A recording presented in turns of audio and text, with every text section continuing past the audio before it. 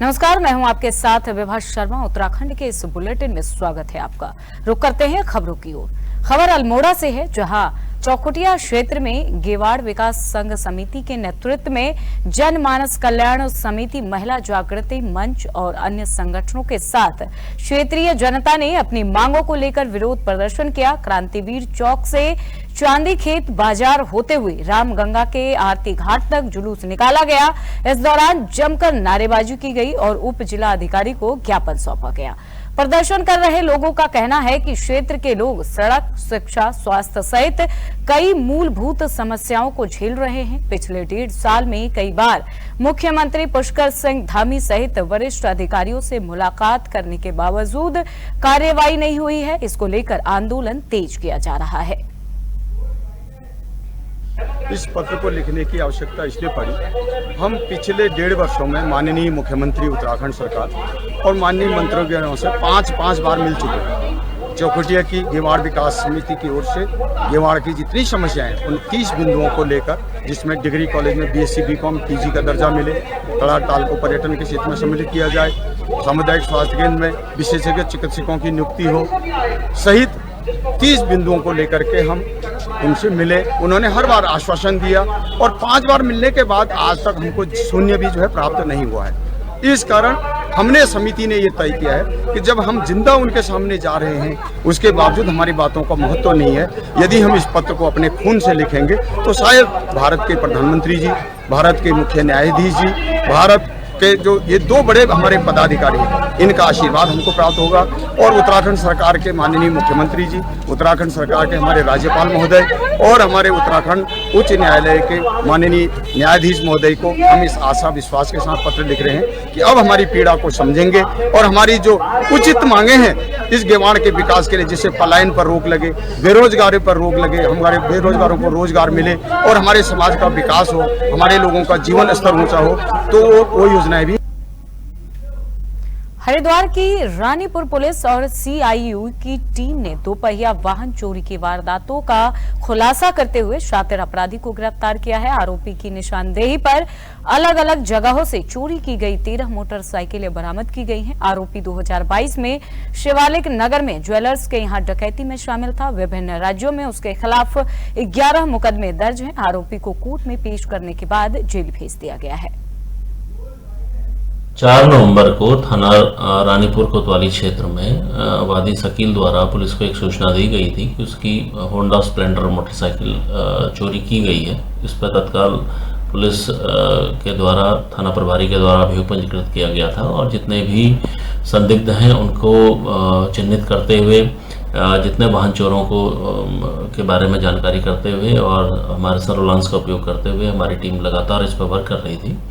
और इसमें अभी आज एक बड़ी सफलता हमें मिली है, जिसमें एक वाहन चोर पकड़ा गया है, जिससे करीब 1 दर्जन से ऊपर वाहन हमें मिले हैं, जिसमें 3 वाहन थाना रानीपुर कोतवाली के और अन्य वाहन कुछ रुड़की और लक्सर के भी इसमें प्राप्त हुए हैं। एक बिजनौर से भी चोरी किया गया है।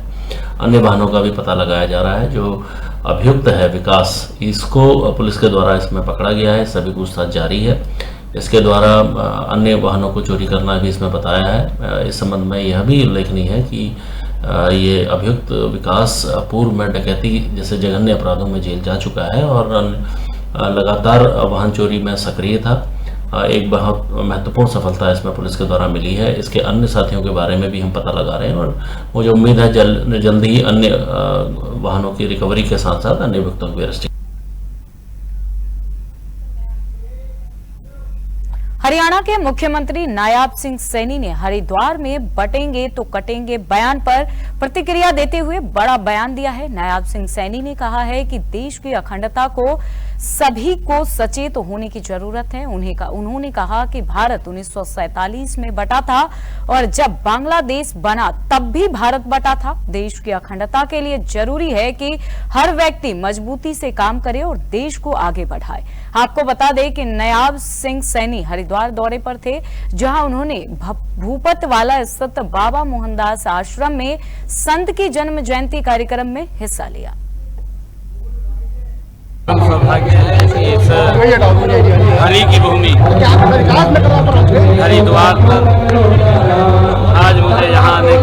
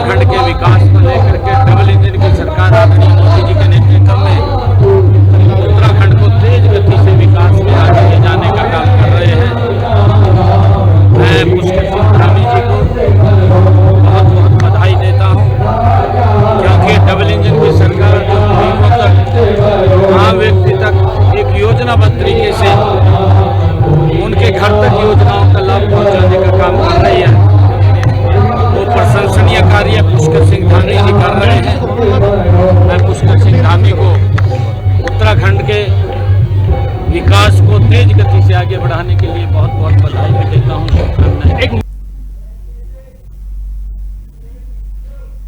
पहाड़ों की रानी मसूरी में नाबालिग लड़की से दुष्कर्म करने वाले व्यक्ति को स्थानीय लोगों का गुस्सा झेलना पड़ा।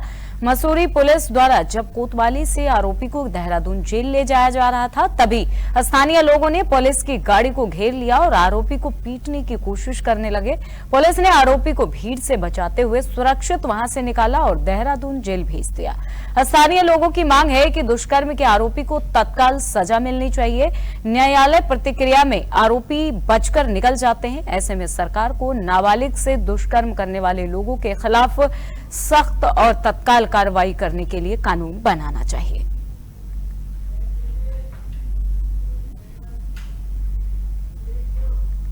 रामनगर में अवैध नशे के खिलाफ कोतवाली पुलिस का लंबी समय से अभियान लगातार जारी है। अभियान के तहत कई नशे के सौदागरों को कोतवाली पुलिस अब तक जेल की सलाखों के पीछे भेज चुकी है, लेकिन इसके बावजूद भी रामनगर के कई इलाकों में नशे का अवैध कारोबार अभी भी जारी है, जिसको लेकर पुलिस लगातार नशे का अवैध कारोबार करने वाले लोगों के खिलाफ अभियान चलाने में जुटी है। पुलिस ने एक आरोपी को गिरफ्तार करते हुए उसके कब्जे से 20 अवैध नशे के इंजेक्शन भी बरामद किए हैं। देखिए, रामनगर पुलिस में लगातार नशे के विरुद्ध कार्य कर रही है। इसी क्रम में हमारे द्वारा एक अभियुक्त जावेद बम्बा खेड़ निवासी है, जो काफ़ी समय से नशे के कारोबार में लिप्त था तथा हमारे एक अन्य एनडीपीएस के मुकदमे में वांछित था 29 एनडीपीएस एक्ट में, उसको हमारे द्वारा गिरफ्तार किया गया। गिरफ्तार के बाद पूछताछ में उसके द्वारा अपने जहां अड्डे पे वो बेचता था वहां से उसने 20 इंजेक्शन नशे के पुलिस को बरामद कराए हैं और अभियुक्त द्वारा इस नशे के कारोबार से कुछ अवैध संपत्ति भी अर्जित की है, उसकी जानकारी की जा रही है। अभियुक्त को गिरफ्तार कर मारे न्यायालय पेश किया जा रहा है। इसके संबंध में अन्य आवश्यक वैधानिक कार्रवाई की जाएगी। खबर उत्तराखंड के उधम सिंह नगर से है, जहां कांग्रेस विधायक भुवन कापड़ी ने आज प्रेस वार्ता कर वन विभाग के कार्य प्रणाली पर सवालिया निशान उठाए।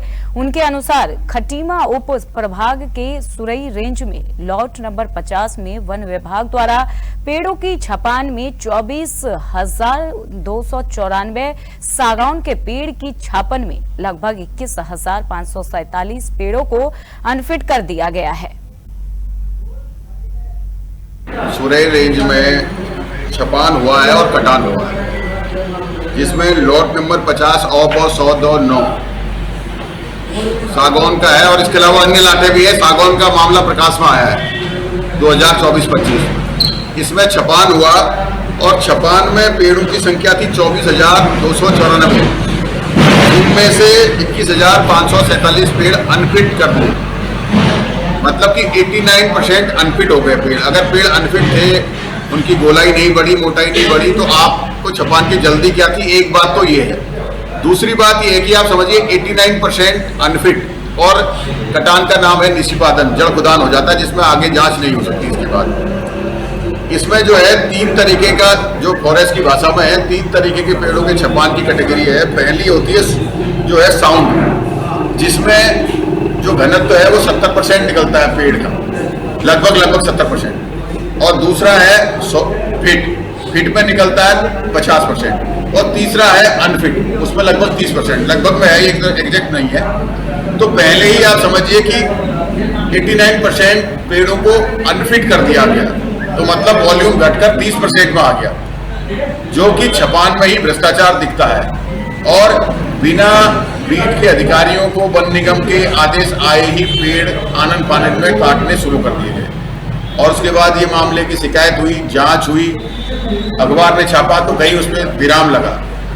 और जांच में जिन अधिकारी को दोषी पाया गया, उसमें खाली लीपापोती कर दी गई। जो मुख्य आरोपी है उनके खिलाफ कार्रवाई नहीं हुई है। तो हमारा ये मानना है कि जब खटीमा सालभोजी में जहाँ वर्षों से व्यापारी व्यापार कर रहे थे, 3 पीढ़ियों से 70 साल से, उनको वन सुरक्षा, वन भूमि की सुरक्षा के नाम पर हटा दिया गया, कहीं अन्यत्र विस्थापित भी नहीं किया गया।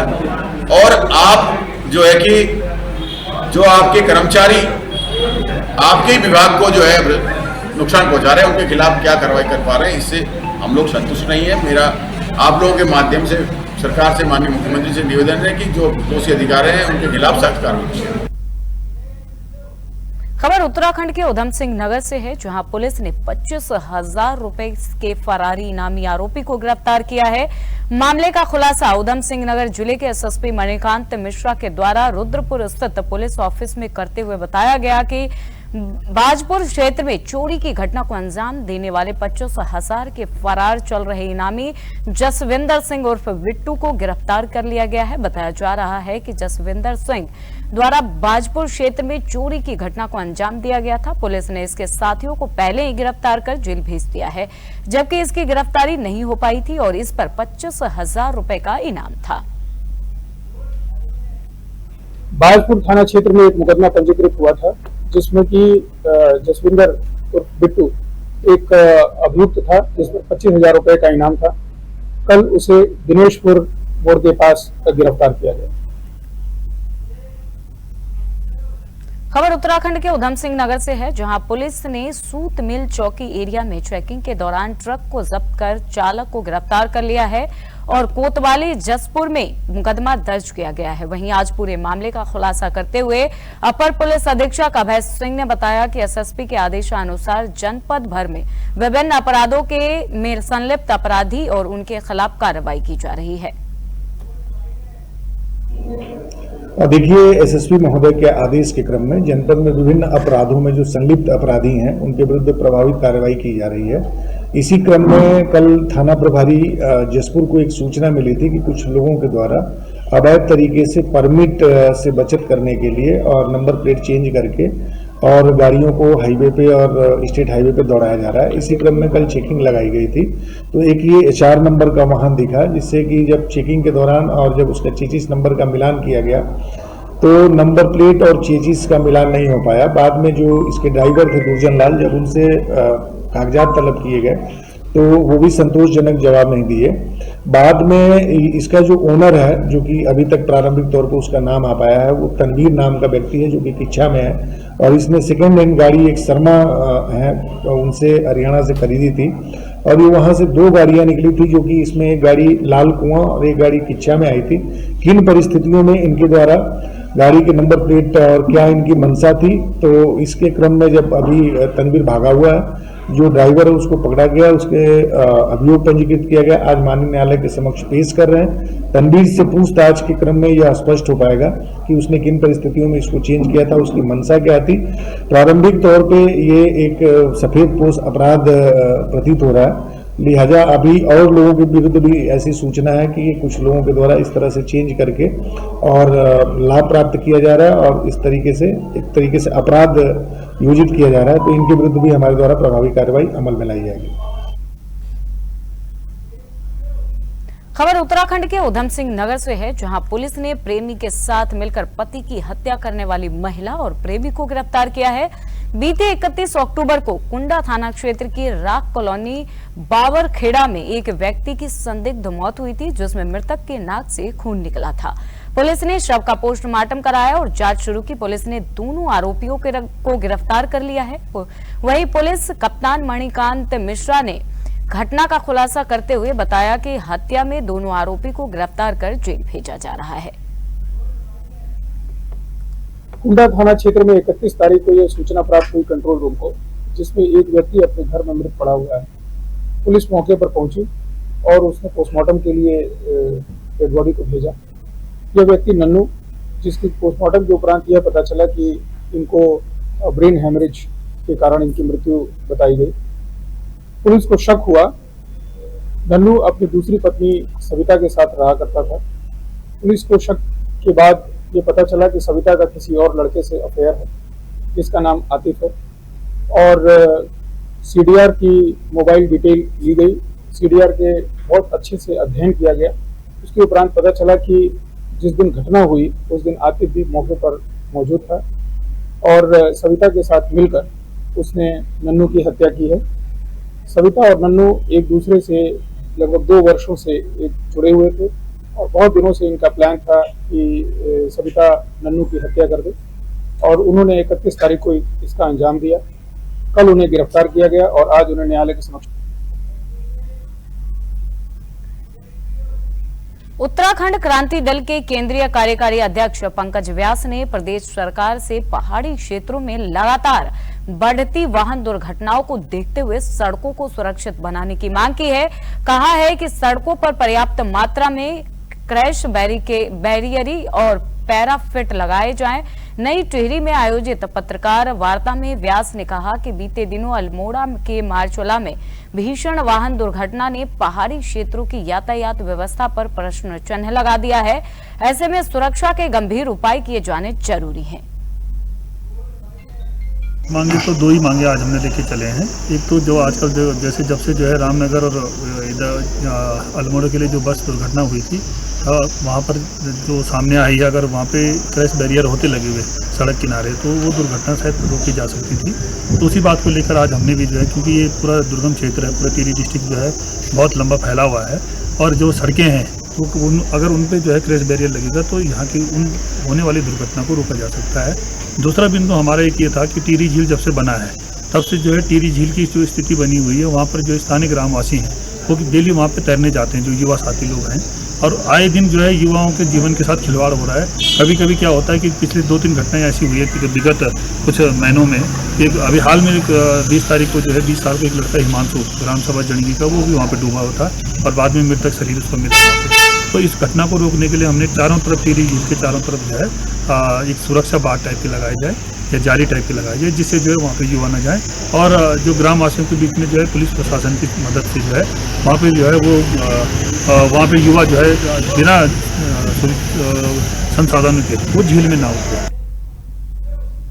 चमोली के थराली वार्ड और सूना गांव समेत देवल ग्वाड़ और पैनलगढ़ को जोड़ने वाली थराली पुल 2 बरसात गुजर जाने के बाद भी नहीं बन सका और यहां के बासिंदे लकड़ी के पुल से आवाजाही करने को मजबूर हैं। ऐसे में इन गांवों के ग्रामीणों का कहना है कि शिष्टमंडल बीते शुक्रवार को उप जिला अधिकारी थराली कमलेश मेहता से मिला और अपनी समस्या को लेकर ज्ञापन सौंपा। साथ ही अधिशासी अभियंता लोक निर्माण विभाग समेत सिंचाई विभाग को ज्ञापन भेजते हुए 1 माह में मोटर पुल और झूला पुल का निर्माण शुरू कराए जाने की मांग की है। ग्रामीणों ने चेतावनी देते हुए कहा है कि 1 माह में अगर पुल निर्माण का कार्य शुरू न किया गया तो ग्रामीण आगामी नगर पंचायत चुनाव का बहिष्कार करने के साथ ही उग्र आंदोलन के लिए विवश होंगे। दरअसल वर्ष 2023 में प्राणमती नदी में बादल फटने और बाढ़ आने से थराली सूना पैनलगढ़ मोटर मार्ग को जोड़ने वाला मोटर पुल बह गया था, साथ झूला पुल भी इस आपदा की भेंट चढ़ गया था, जिसके बाद से ही ग्रामीण लकड़ी के पुल से आवाजाही को मजबूर हैं। शिष्टमंडल जिसमें सूना, थराली, देवलगढ़ और सुनाऊ और पैनगढ़ के लोग यहाँ पे एसडीएम थराली से वार्ता करने आए और वार्ता इस संबंध में हम लोगों की थी। पिछले 1.5 साल बीत जाने के बाद भी आज जो प्राणमती नदी में एक बहुत बड़ा अतिवृष्टि हुई थी और एक जो फ्लड आया था उसमें हमारे 2-3 पुल, झूला पुल उसमें बह गया था, मोटर पुल उसमें बह गया था और आज 1.5 साल बीत जाने के बाद भी न शासन के द्वारा वहाँ पे कोई कार्रवाई की गई, न प्रशासन के द्वारा कोई कार्रवाई की गई, न स्थानीय जनप्रतिनिधि। मसूरी में 13 साल के नाबालिग के साथ 40 साल के एक व्यक्ति ने दुष्कर्म की घटना को अंजाम दिया है। पुलिस ने आरोपी को गिरफ्तार कर लिया है। बताया जा रहा है कि 13 साल की नाबालिग लड़की की तबीयत बिगड़ने के बाद परिजनों को पता लगा कि उसके साथ दुष्कर्म किया गया है। परिजनों का कहना है कि युवक ने 19 अक्टूबर को लड़की को बहला फुसलाकर उसके साथ दुष्कर्म किया और किसी को बताने पर जान से मारने की धमकी भी दी। मसूरी कोतवाल के अनुसार आरोपी अंकुश को औरंगाबाद शेरपुर का रहने वाला है और मसूरी के गैस गोदाम में काम करता है। आरोपी के खिलाफ विभिन्न धाराओं के साथ पॉक्सो एक्ट में मुकदमा दर्ज किया गया है। कल देर रात एक नाबालिग बच्ची के माँ बाप व परिजन आए और उन्होंने बताया कि हमारी बच्ची के साथ एक अंकुश नाम के अभियुक्त ने 19/10 को दुष्कर्म किया है, दिन में अकेला पाकर, और जिससे उसकी तबीयत खराब थी, वो सदमे में थी। तो बार बार बच्ची से जब पूछा गया तो तब बच्ची ने रात बता कल कि मेरे साथ ऐसे ऐसे दुष्कर्म की घटना हुई थी, उसने मुझे डरा रखा था इसलिए मैं बता नहीं पाई। तो तुरंत हमने एक टीम गठित की और रात ही दबिश देकर बिहारीगढ़ से क्षेत्र से अभियुक्त को हमने सुबह गिरफ्तार कर लिया है। कितने साल का ये युवक है? ये युवक करीब 40 साल का है और बच्ची की उम्र करीब 13 साल की थी। रामनगर में कोतवाली पुलिस और प्रशासन ने संयुक्त रूप से एंटी रोमियो अभियान के तहत नशेड़ियों के खिलाफ कार्रवाई करते हुए 69 नशेड़ियों को गिरफ्तार करने की कार्रवाई करते हुए एक कार और 5 बाइक को सीज किया है। यह अभियान अपर पुलिस अधीक्षक प्रकाश चंद्र आर्य के नेतृत्व में चलाया गया है। अभियान में तहसीलदार कुलदीप पांडे समेत कई थानाध्यक्षों के साथ भारी संख्या में पुलिसकर्मी मौजूद रहे। देखिए, आज 69 लोगों के खिलाफ कार्रवाई की गई है, जिसमें कि 15,000 से अधिक का जुर्माना भी पुलिस एक्ट के तहत वसूला गया है और कुछ लोगों को चेतावनी देकर भी छोड़ा गया है। 23 लोगों का इसमें मेडिकल भी कराया गया। सर, कुछ वाहन भी पकड़े गए? हाँ, 6 वाहन भी सीज है। सर, अभी लगातार अभियान जारी रहेगा? हाँ, ये लगातार जारी रहेगा। आकस्मिक रूप से हम इसे समय समय पर करते रहेंगे। रुड़की के धनौरे स्थित हरिओम सरस्वती कॉलेज में 2 दिवसीय राष्ट्रीय संगोष्ठी का आयोजन किया गया। संगोष्ठी का आयोजन भारत सरकार के वैज्ञानिक तथा तकनीकी शब्दावली आयोग, शिक्षा मंत्रालय के तत्वाधान में किया गया, जिसका विषय मीडिया माध्यमों की नई तकनीकी शब्दावली का निर्माण रहा। संगोष्ठी में आयोग से पहुंचे सहायक वैज्ञानिक अधिकारी डॉक्टर आकाश मोहन रावत ने बताया कि इस संगोष्ठी का उद्देश्य उच्च शिक्षा में ज्यादा से ज्यादा भारतीय भाषाओं, तकनीकी शब्दों का प्रयोग कर उन्हें आगे बढ़ाना है, जिससे युवाओं पीढ़ी को करियर बनाने में मदद मिलेगी। संगोष्ठी समन्वय हिंदी विभाग प्रभारी अंजू शर्मा ने बताया कि नई शिक्षा नीति के अनुसार वैज्ञानिक तकनीकी शब्दावली आयोग द्वारा आयोजित संगोष्ठी में राष्ट्रीय स्तर के अध्यापकों को भी आमंत्रित किया गया है। ये केंद्रीय तकनीकी शब्दावली आयोग है कि जो विज्ञान के तमाम जो विधाएं हैं, जो विषय हैं, तो उनसे जुड़ी तकनीकी शब्दों को, एक शब्दकोश तैयार करना, उसको जनता तक पहुंचाना, खासतौर पर युवाओं और विद्यार्थियों तक उसकी पहुंच रखना और मानक शब्दावली तैयार करना उसका मुख्य उद्देश्य है। और हमारे यहाँ पर जो एनईपी की नई शिक्षा नीति आई है, उसके अनुसार बीए पंचम सेमेस्टर में जो वैज्ञानिक तकनीकी शब्दावली आयोग है, इनका एक प्रोजेक्ट वर्क लगाया गया है। उसी को देखते हुए हमारे जितने नेशनल लेवल पर हमारे प्राध्यापक हैं, हम सबको यहाँ आमंत्रित किया गया है ताकि वह अपने बच्चों को नई नई जानकारियां दे सके। तो उसके लिए हमारे मध्य में जो वैज्ञानिक तथा तकनीकी शब्दावली आयोग के डायरेक्टर हैं, तो उन सबका यहाँ पर व्याख्यान हुआ है। वर्चुअल व्याख्यान उनका यहाँ पर हुआ था क्योंकि कुछ कारण रहे जिसके कारण वो हमारे मध्य में उपस्थित नहीं हो सके, पर वर्चुअल माध्यम से उन्होंने सभी जानकारियां हमें प्रदान की। तो यहाँ पर उपस्थित सभी जो विद्यार्थी हैं, साथ ही जो प्राध्यापक हैं, जो विभिन्न संस्थानों से हमारे मध्य में आए हैं, प्राचार्य हैं, शोधार्थी हैं, तो उन सबको इसका लाभ मिलेगा और निश्चित तौर पर इससे बहुत बड़ा वर्ग जो है वो लाभान्वित होगा, क्योंकि जो प्राध्यापक हमारे यहाँ मध्य आए हैं, तो उन प्राध्यापक के संपर्क में कई हजार विद्यार्थी हैं जिनको ये लाभ पहुंचेगा, तो निश्चित तौर पर ये लाभान्वित होंगे। एक 2 दिवसीय संगोष्ठी है हरिओम सरस्वती पीजी कॉलेज धनौरी में, जिसमें जिसका आयोजन वैज्ञानिक तथा तकनीकी शब्दावली आयोग द्वारा किया जा रहा है। वैज्ञानिक तथा तकनीकी शब्दावली आयोग शिक्षा मंत्रालय भारत सरकार के अंतर्गत एक स्थायी निकाय है, जो उच्च शिक्षा में तथा स्कूली शिक्षा में वैज्ञानिक तथा तकनीकी शब्दावली का निर्माण और प्रचार प्रसार करता है। तो उस प्रचार प्रसार के कारण हम एक 2 दिवसीय संगोष्ठी यहाँ कर रहे हैं, जिसकी जो समन्वयक है डॉक्टर अंजू शर्मा मैडम है, और ताकि इसका जो अनुप्रयोग ये है कि जो उच्च शिक्षा है उसमें ज़्यादा से ज़्यादा लोग अपनी भारतीय भाषाओं में शिक्षा में तकनीकी शब्दों का प्रयोग करें और उससे आगे बढ़ें। गढ़वाल केंद्रीय विश्वविद्यालय में छात्रों का गुस्सा 7वें आसमान पर है। आज गुस्साए छात्र बड़ी संख्या में एकत्र होकर श्रीनगर कोतवाली पहुंचे। सभी ने एक स्वर में गढ़वाल केंद्रीय विश्वविद्यालय की कुलपति के खिलाफ मुकदमा दर्ज करने की मांग की। छात्रों ने कोतवाली में कुलपति के खिलाफ लिखित तहरीर दे डाली है। छात्रों का कहना है कि विश्वविद्यालय की कुलपति का कार्यकाल 31 अक्टूबर को खत्म हो चुका है। इसके बाद भी वो अपने पद पर बनी हुई है, साथ ही वो फैसले भी ले रही है। इस मामले में छात्रों ने राष्ट्रपति कार्यालय को पत्र लिखकर कार्रवाई की मांग की है। ये देख रहे हैं कि मतलब जो हमारी कुलपति जी हैं उनका कार्यकाल समाप्त हो चुका है कानूनी तौर पर, और अब वो अनऑफिशियली तरीके से अपनी सीट पर बैठी हैं, जो कि सरासर गलत है। अगर ये कोई छोटी चीज़ होती, मतलब कोई स्कूल लेवल का सवाल होता तो हम टाल सकते थे, बट ये एक सेंट्रल यूनिवर्सिटी का सवाल है। जो उनका हक है वो अब उन्होंने अपना हक कंप्लीट कर दिया है, तो अब उनके कोई हक नहीं बनता उस कुर्सी पे बैठने का, उनका कोई हक नहीं बनता है अब वहाँ से कोई रूल पास करने का, कुछ भी पास करने का। तो ये बहुत गलत तरीके से वो लोग बैठे हैं। देखिए, आज हम गढ़वाल केंद्रीय विश्वविद्यालय की पूर्व में रही कुलपति के खिलाफ FIR दर्ज करने आए हैं।